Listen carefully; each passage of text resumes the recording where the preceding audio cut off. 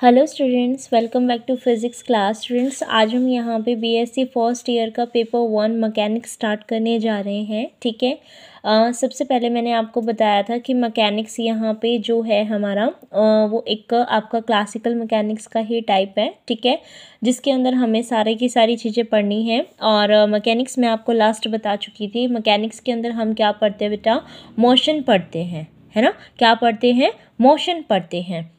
तो अगर मोशन हम पढ़ रहे हैं इसके अंदर, तो हम कैसे उसको कर रहे हैं, पहले तो यही देखते हैं कि जो हमने मतलब मेन अपना सब्जेक्ट लिया है कौन सा, यानी कि जो हमारा पेपर है मैकेनिक्स। ठीक है, तो वो हमारी कौन सी ब्रांच है फिज़िक्स की। ठीक है, तो हम इसके अंदर ये कहेंगे कि क्लासिकल मैकेनिक्स जो है वो हमारी फिज़िक्स की एक ऐसी ब्रांच है जो डील करता है, किसके साथ डील करता है, ऑब्जेक्ट के मोशन के साथ डील करता है। समझ में आया। ठीक है, ऑब्जेक्ट के मोशन के साथ डील करता है। किस टाइप के ऑब्जेक्ट आप इसमें ले सकते हो, इसके अंदर हम ऐसे ऑब्जेक्ट लेके चलेंगे जो ना तो बहुत ज़्यादा लार्ज है ना बहुत ज़्यादा स्मॉल है। तो यही चीज़ हमें क्या लिखनी पड़ेगी इसकी डेफिनेशन में कि क्लासिकल मैकेनिक्स आपका क्या होता है।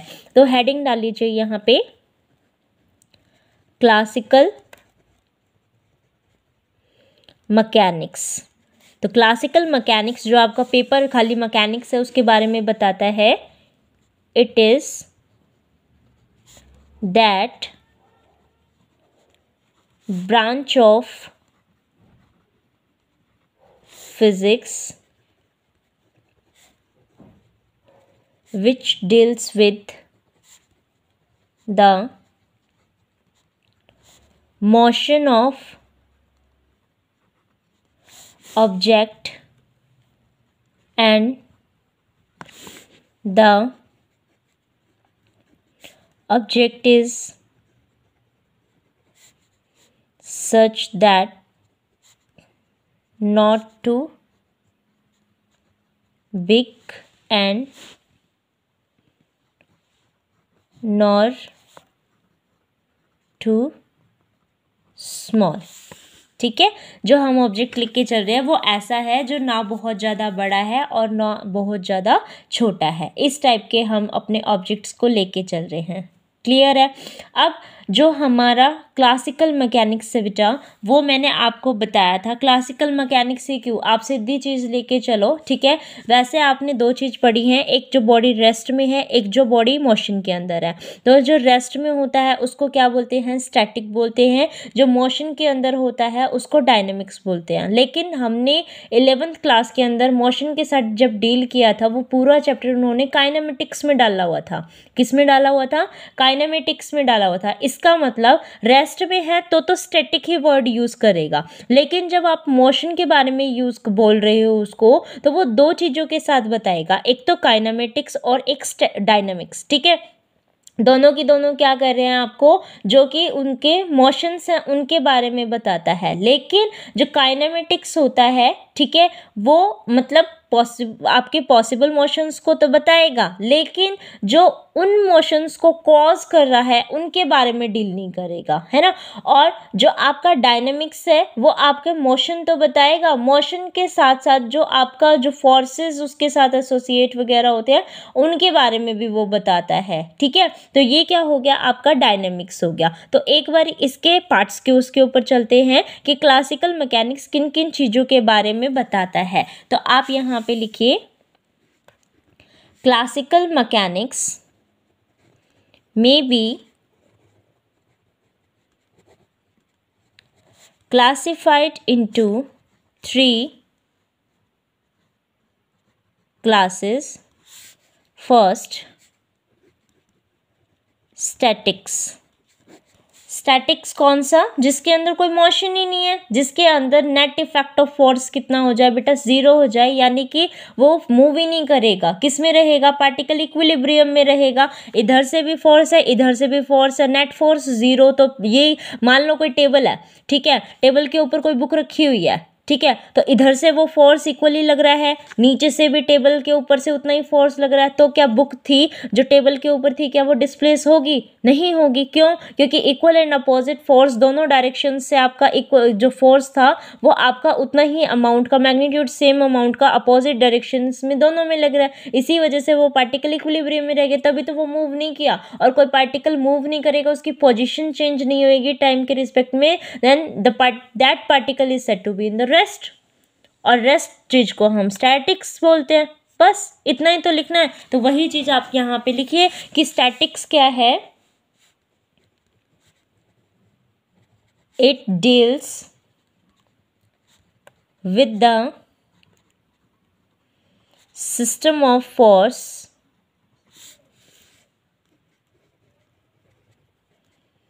resulting in no motion to the system, and hence the system to be in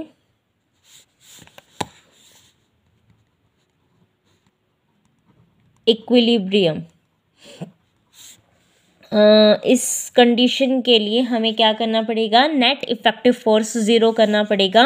so for the system to be in equilibrium, the net effect of forces should be 0। I hope आपको ये चीज़ clear हो गई है कि कोई particle है वो rest में है, दैट मीन्स क्या वो स्टैटिक है, या दैट मीन्स वो रेस्ट में है। अगर वो रेस्ट में है तो वो इक्विलिब्रियम कंडीशन में है। इक्विलिब्रियम कंडीशन तभी होती है जब उसके ऊपर इक्वल अमाउंट का फोर्स लगता है अपोजिट डायरेक्शंस में, ठीक है, जिसकी वजह से वो पूरा फोर्स कैंसिल आउट हो जाता है और वो पार्टिकल वहीं की वहीं रह जाता है। क्लियर है? ठीक है। उसके बाद आप नेक्स्ट हेडिंग डाल लीजिए। किसके लिए? काइनेमेटिक्स के लिए। Kinematics, it deals with all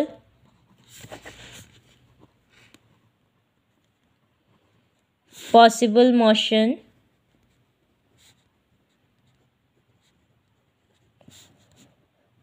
without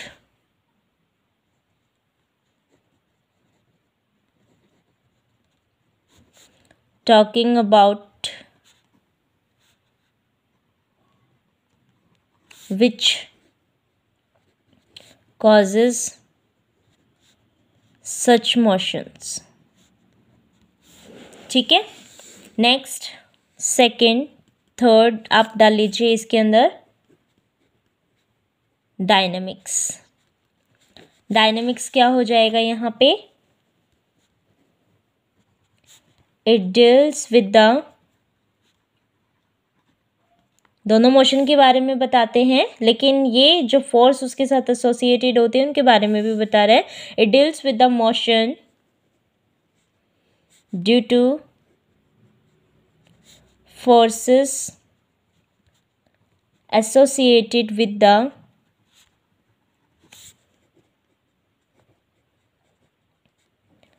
properties of moving bodies.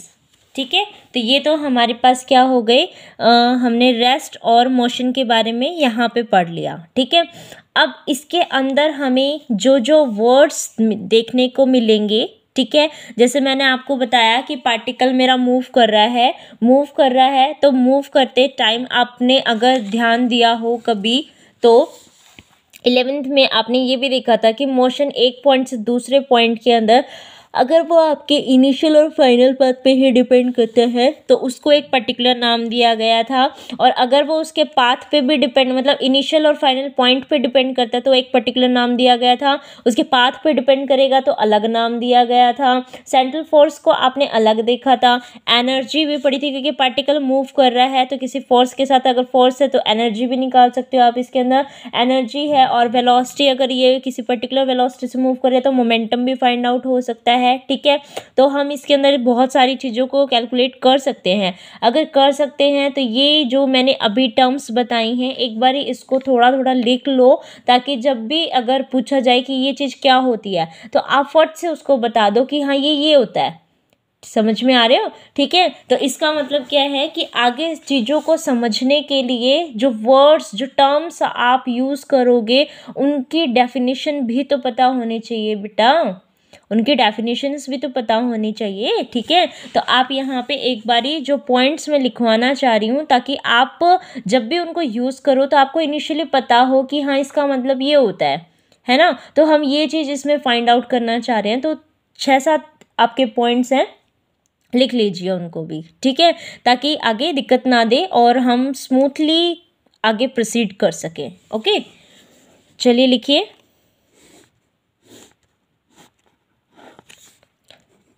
Some basic terms used in mechanics. कौन से? First, conservative forces.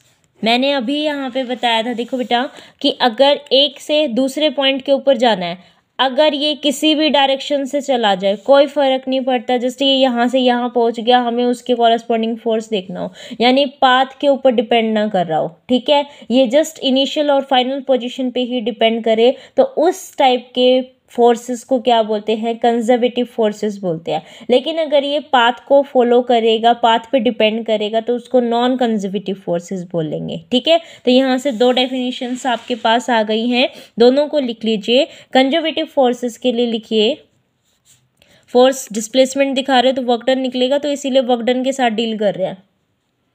If work done by given force in moving a particle from one point to other depends on initial and final position of particle is called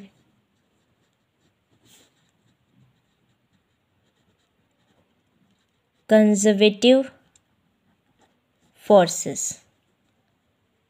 Otherwise, if it follow path, then it is non-conservative forces, ठीक है।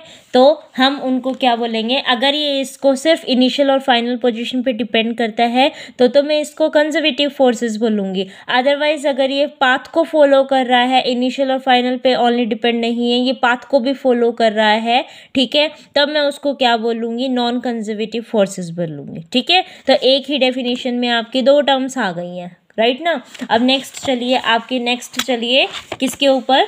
Next heading डाल लीजिए, second डाल लीजिए,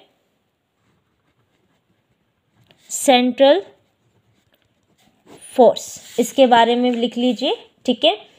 ये central force क्या होता है बेटा? एक ऐसा फोर्स, ठीक है, मान लो कि कहीं पे भी है, उसमें कोई भी एक सिस्टम है, ठीक है, उसमें कोई एक पॉइंट है, ठीक है, उस पॉइंट का जो डिस्टेंस का फंक्शन होगा उसके कॉरस्पॉन्डिंग आप फोर्स का मैग्नीट्यूड जैसे फाइंड आउट करना चाह रहे हो, तब आप उसको सेंट्रल फोर्स। एक बार डेफिनेशन लिखती हूँ फिर बताती हूँ, ठीक है, ताकि आपको समझ में आ जाए। लिखिए, a force whose magnitude is always a function of distance measured from given point, ठीक है, is known as central forces. इसका मतलब क्या है कि सेंट्रल फोर्सेस के अंदर सपोज आपने कोई भी इसमें दे रखा है, ठीक है, एफ फंक्शन है, तो एफ फंक्शन जैसे मैं ऐसे डिफाइन कर दूं कि एफ आपका जो सेंट्रल फोर्स है वो एफ ऑफ आर और आर कैप के उसमें, यानी कि इसका जो मैग्नीट्यूड चल रहा है वो आपका किसका, जो भी आप जैसे कोई पॉइंट आर पोजीशन के ऊपर है, ठीक है, तो ये इसका फंक्शन भी हो, इसके उसमें ये जो सेंट्रल फोर्स एक ऐसा फोर्स है जिसका जो मैग्नीट्यूड है वो किसके इक्वल होगा, आपके जिस पॉइंट पे आप उसको निकालना चाह रहे हो उसके डिस्टेंस के फंक्शन के, ठीक है, ये फंक्शन ऑफ आर है, यानी ये क्या है, उसकी डायरेक्शन दिखा रहा है कि एक्स डायरेक्शन में है इतना पॉइंट, मतलब एक्स का आपका फंक्शन होना चाहिए वहाँ पे। तो हम ये कह रहे हैं कि जो फोर्स लेके चल रहे हैं उसका magnitude is always function of distance measured from A given point. जैसे यहाँ से मैं यहाँ पे कर रही हूँ तो ये मेरे पास एक्स डायरेक्शन उसमें हो गया, तो मान लो ये आपका 3i उसमें हो गया, ठीक है, आई तो एक्स डायरेक्शन को रिप्रेजेंट करता है, तो जो भी यहाँ पे टर्म बनेगी वो मेरी एफ जो फंक्शन है वो मेरा इसका एक्स डायरेक्शन का ही रहेगा, ऐसा कहना चाह रही हूँ मैं यहाँ। समझ में आ गया, ठीक है, तो इस चीज को नोट डाउन कर लीजिएगा। नेक्स्ट आपका आता है इसके अंदर third,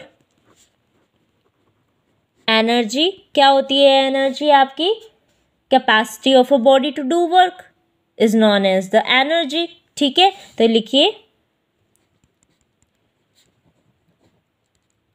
it is defined as the capacity of body to do work। बेटा यूनिट किस में होती है इसकी? जूल में। ध्यान रखना एनर्जी की यूनिट किस में होती है? जूल में। फोर्स की न्यूटन के अंदर, फोर्स की न्यूटन के अंदर, ठीक है। हमने यहाँ पे डिफरेंट डिफरेंट टाइप की एनर्जीज भी पढ़ी थी। डिफरेंट टाइप की एनर्जीज कौन कौन सी पढ़ी थी बेटा? यहाँ पे हमने मैकेनिकल एनर्जी पढ़ी हुई है पहले, ठीक है, और हमने इलेक्ट्रोस्टैटिक एनर्जीज भी पढ़ी हुई हैं, पोटेंशियल एनर्जी पढ़ी है, काइनेटिक एनर्जी पढ़ी है, ठीक है, न्यूक्लियर एनर्जी पढ़ी हुई है, न्यूक्लियर एनर्जी पढ़ी हुई है, केमिकल एनर्जी भी पढ़ी हुई है, सारी पढ़ी हुई है ना 11th क्लास में, ठीक है। तो हम ये बता सकते हैं भाई इतने इतने टाइप की हमारी एनर्जीज भी होती हैं, ठीक है। फोर्थ इसमें आ गया, ठीक है। फिफ्थ हेडिंग डाल लीजिए मोमेंटम। तो आपको पता है कि जो मोमेंटम है, वैसे सिंपल मोमेंटम तो आपका लीनियर मोमेंटम ही होता है, लेकिन अगर मैं रोटेशन के अंदर लेके चली जाती हूँ मोमेंटम को तो वो एंगुलर मोमेंटम कहलाता है। तो मैं यहाँ खाली मोमेंटम बोल रही हूँ। तो मोमेंटम आपके बेटा दो हो गए, एक तो आपका सिंपल वाला यानी कि लीनियर मोमेंटम, ठीक है, जहाँ पे मैं रोटेशन की फॉर्म में नहीं, जस्ट सिंपल उसमें बता रही हूँ पार्टिकल सीधा मूव कर रहा है तो कितना वो मोमेंटम रखेगा, जस्ट उसके बारे में, ठीक है। और यहाँ पे मैं उसके रोटेशन के अंदर देखना चाह रही हूँ कि रोटेशन के अंदर मोमेंटम कितना होगा, तो उसको कहेंगे हम एंगुलर मोमेंटम, ठीक है। तो जो लीनियर मोमेंटम है बेटा उसको डिनोट करते हैं पी से, जिसकी वैल्यू होती है आपकी एम वी, और एंगुलर मोमेंटम को एल से डिनोट करते हैं जो कि आपका होता है पी क्रॉस आर, यानी कि जो मोमेंटम है सिंपल उसको रोटेशन की फॉर्म में दे दिया, ठीक है, तो उसके हम क्या कहेंगे? एंगुलर मोमेंटम कह देंगे, ठीक है। 6 पॉइंट आप यहाँ पे डाल लीजिए। Centre of mass. अच्छा, अगर आपसे मैं ये पूछूं कि एंगुलर मोमेंटम जो है वो सेंटर फोर्सेस के अंदर क्या वैल्यूज दिखाएंगे, तो हमेशा ध्यान रखना एंगुलर मोमेंटम कांस्टेंट रहेगा सेंट्रल फोर्सेस के उसमें, ठीक है। जब भी सेंट्रल फोर्सेस लगाऊंगी मैं कहीं पे भी तो वहाँ क्या लिखूंगी कि एंगुलर मोमेंटम रिमेन्स कांस्टेंट। तो आप ध्यान रखना कि एंगुलर मोमेंटम क्या होते हैं? कांस्टेंट होते हैं सेंट्रल फोर्सेस के ड्यूरेशन पे। ये सारी चीज़ें आप कर चुके हो, इसीलिए मैं अगेन उसको बार बार नहीं बताऊंगी। जो डेरिवेशन आपके अब आएंगे उसमें अगर आपको कोई प्रॉब्लम्स आ रही हो तो आप बेझिझक पूछ सकते हैं, ठीक है। कमेंट बॉक्स में कमेंट करके भी बता दीजिएगा, ठीक है। सेंटर ऑफ मास सबको पता है, जहाँ पे एक पूरी बॉडी का एक पॉइंट पे मास जो कंसंट्रेटेड होता है उसी पॉइंट को हम सेंटर ऑफ मास बोल देते हैं, ठीक है। तो लिखिए it is define as the point in space in such a way that vector sum of moments of mass points around it is 0।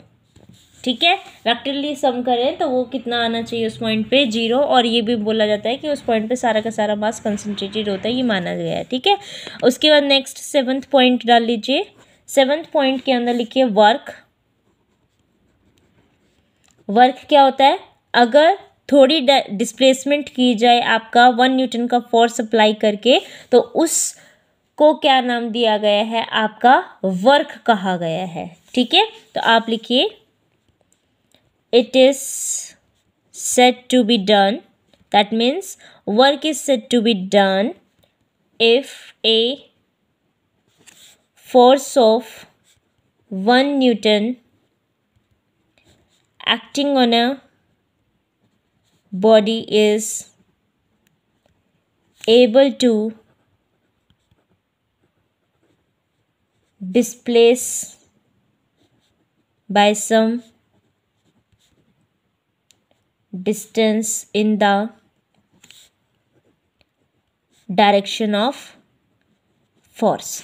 ठीक है, और वर्क एनर्जी के उसमें ही आपने जो काइनेटिक एनर्जी का फॉर्मूला निकाला था और एक पोटेंशियल एनर्जी का निकाला था, तो जो काइनेटिक एनर्जी थी वहाँ पे तो आप हाफ mv² बोलते हो, और पोटेंशियल एनर्जी को कितना बोलते हो बेटा? mgh। ठीक है, ये mgh तो तब आया था कि मैं यहाँ से यहाँ तक की हाइट को बता रही हूँ, लेकिन पोटेंशियल एनर्जी आपने दूसरे फॉर्म में भी तो कैलकुलेट कर रखी है। कौन से? स्प्रिंग के केस के अंदर। तो अगर स्प्रिंग का केस लेके चलते हो तो वहाँ पे कितना हो जाता है आपका ये वाला पोटेंशियल एनर्जी? हाफ के एक्स का स्क्वायर हो जाता है। ठीक है, कितना हो जाता है? हाफ के एक्स का स्क्वायर हो जाता है। ठीक है, जहाँ पे के क्या है? आपका स्प्रिंग कांस्टेंट होता है। तो ये सारी आपको वैल्यूज पता होनी चाहिए। आज आप इतना ही करिए। नेक्स्ट हम अपना जो मेन टॉपिक है इसके अंदर mechanics of a single particle यानी कि डायनामिक ऑफ अ पार्टिकल, उसको स्टार्ट करेंगे। ठीक है, एक बारी ये सारी चीज़ें आपको पता होनी चाहिए स्टार्टिंग की। ठीक है, क्योंकि अगर मान लो मैं इसमें सिंगल पार्टिकल है,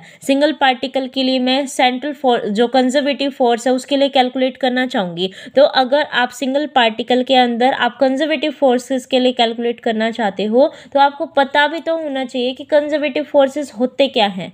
पता होना चाहिए ना कंजर्वेटिव फोर्सेस होते क्या हैं। तो इसीलिए मैंने क्या करवाया है, यहाँ पे जो जो टर्म्स हमारी यूज़ होंगी सबकी मैंने एक बारी आपको डेफिनेशन यहाँ लिखवा दी है। कोई नहीं, एक लेक्चर कितना 22 मिनट का ही बना होगा। ठीक है, ज़्यादा तो नहीं बना। ठीक है, तो कम से कम आपको सारी चीज़ों की नॉलेज तो हो गई कि भाई आप पढ़ने क्या वाले हो, है कि नहीं? पढ़ने क्या वाले हो, क्या क्या पॉइंट्स आएंगे, उनको क्या बोलोगे, क्या डेफिनेशन होती है। बार बार 11th की बुक तो खोलने नहीं बैठोगे ना। ठीक है, इसीलिए हम क्या कर रहे हैं यहाँ पे एक बारी एक ही उसमें हमने क्या कर लिया, इन चीज़ों को डिफाइन करके लिख लिया कि आइंदा कभी कोई पूछता भी है बंदा कि भाई जैसे अब आप ये चीज़ पढ़ रहे हैं तो ये चीज़ें तो हमें पता ही होनी चाहिए भाई वर्क क्या होता है। मान लो अगर मैं कोई पार्टिकल है उसको मूव करवा रही हूँ तो कितना वर्क डन उसका किया गया, तो ये यूँ कहेगा कि निकाल लो, तो निकालने के लिए पता भी तो होना चाहिए वर्क डन की डेफिनेशन क्या होती है। भैया वर्क किसको कहा जाता है, होना चाहिए ना पता। ठीक है, इसीलिए हमने ये सारा का सारा यहाँ पे